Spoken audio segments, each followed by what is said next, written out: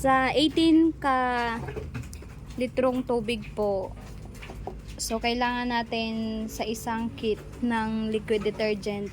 Ito po yung gagamitin natin. Scent. Tapos, meron po tayong stain remover.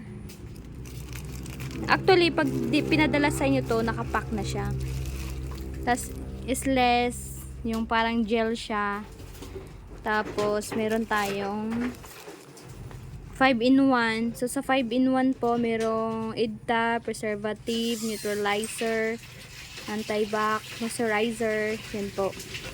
So, then, meron din po tayong colorant. So, ang pinili ko po is Sunrise, or Ariel Sunrise. Tapos, ito naman po is salt. Yan. So, actually, yan po yung mga ingredients. Tapos, isa po is degreaser. So, ito po yung mga ingredients natin. Ayan. May, ano ko lang po. So, yan po yung mga ingredients. So, bubble enhancer. So, kasama din po yun. Yung bubble enhancer sa liquid detergent. Is less salt. Tapos, foam buster.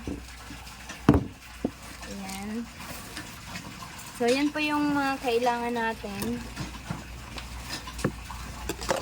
So, bali dalawa yung inano ko, dalawang kit. Kasi gagawa ako ng 36 litrong ano po, yung mga liquid detergent natin.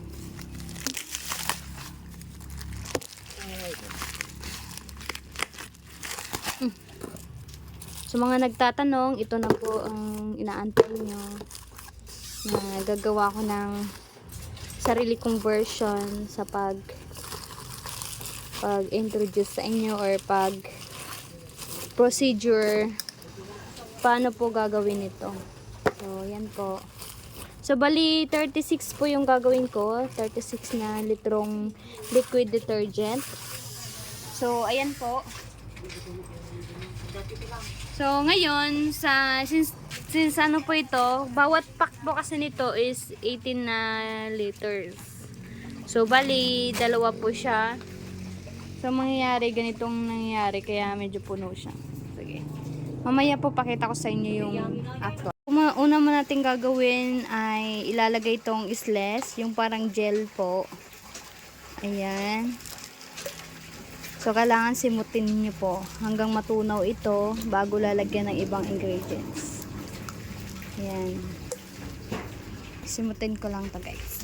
So guys, ngayon gagawa tayo ng this liquid detergent para sa mga damit natin.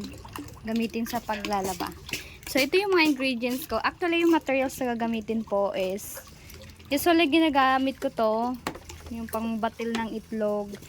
Tapos, kapag dalawa po yung gagamitin nyo na materials po. Example nito. So, buksan ko lang po. Wait lang. So, ito guys, nailagay na natin yung parang gel niya. So, ang gagawin po is lamutakin. Or i-ano nyo lang po. So, ang gagawin nyo po, i-dissolve po ito hanggang matunaw. Yung walang-wala na po yung mga gel sa bottom nito ng water. So, para matunaw po siya na mas mabilis, ikiwar nyo po yung i-shake. Ay, i-stir pala. Sorry. Yan. Stir nyo po hanggang matunaw to ha. So, para ma-lock in po yung water at hindi mapanis. Yan. I-ano nyo po siya. Matutunaw po ito mamaya.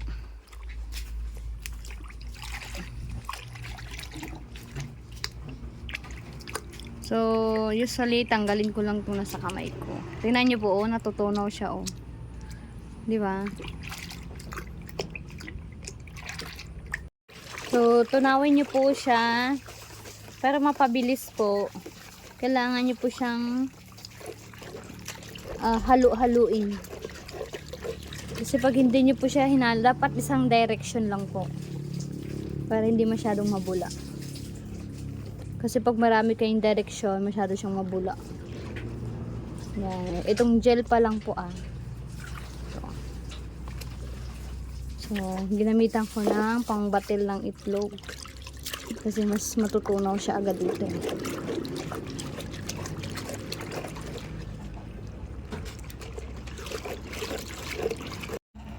So, wala na po yung gel. Ayan, tunaw na po siya. So, next na ihalo po natin ay itong stain remover po. Ayan, ganyan lang pong gagawin natin. Para hindi sayang, ibabad nyo rin po.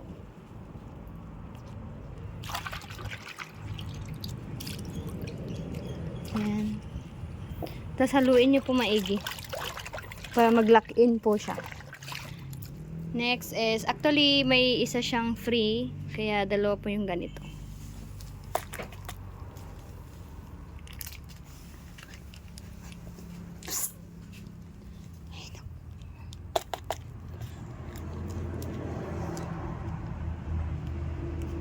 So, ito po, ayan.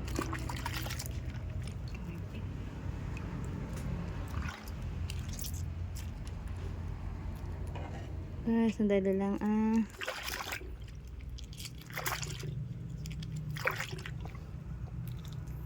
So, okay na yan. So, sunod is ito, buksan.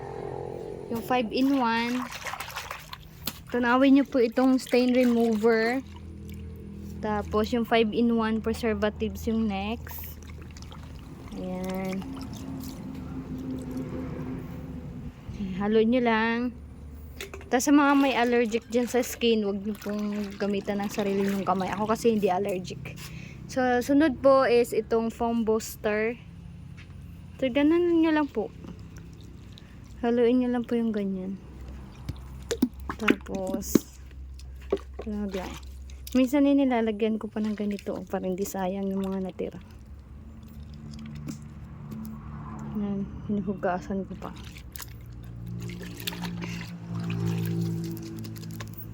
Yan.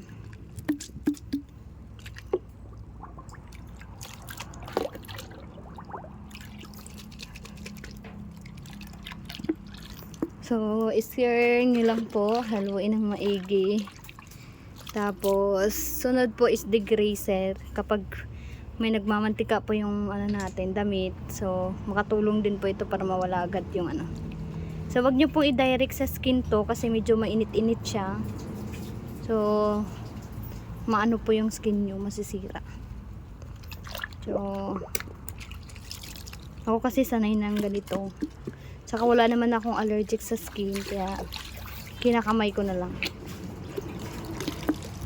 Pero dapat hindi direct sa skin kapag naglalagay kayo. So, haluin nyo lang po yung ganyan. Tapos, ang next po ay itong scent. So, sunrise, po sa akin, Ariel. Ariel po yung, sunrise Ariel po yung scent na to. So, ito yung nagpapabango. So, next po is yung pangkulay niya. So, itong pangkulay po, kailangan nasa inyo po yun kung gusto nyong mas darker or mas light. Yan. So, sa akin kasi, binuhos ko na lahat. Yan. So, kung makita nyo, yan, ganyan na po yung color niya. Pag inamoy nyo po siya, mabango po siya. Ariel talaga yung amoy niya. So, halo nyo lang po. So, nalagay na po lahat yung ingredients. Ang sunod na po nito, kapag nahalo na po siya, yung salt. Yung pangpalapot. Ang salt po yung nagpapalapot ito. So, ayan. Ayan.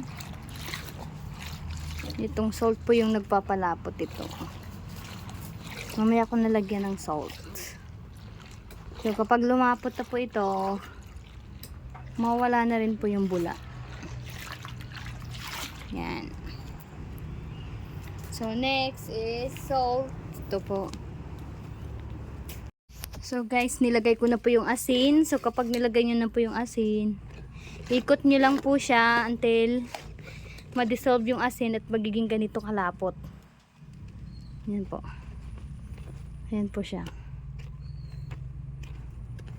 So kung makita nyo, sobrang lapot na niya. O, di ba po? So ikutin nyo lang po. So mawawala din po itong bula na to after 24 hours. So kapag hinalo nyo po lahat yung asin, so masasabi mong tama yung ginawa mo kapag ganito siya kalapot. Pero kapag ang ginawa mo is medyo malabnaw, may mali ka dun sa tubig na sinukat mo. Kaya careful po tayo kapag naglagay ng tubig, dapat nasa sukat po siya. Kasi pag hindi siya sukat po, malabnaw siya at hindi masyadong ganito at hindi siya mabula. Sige. Thank you for watching. Na po yung nagawa ko po. So within 24 hours mawawala na po yung hindi pala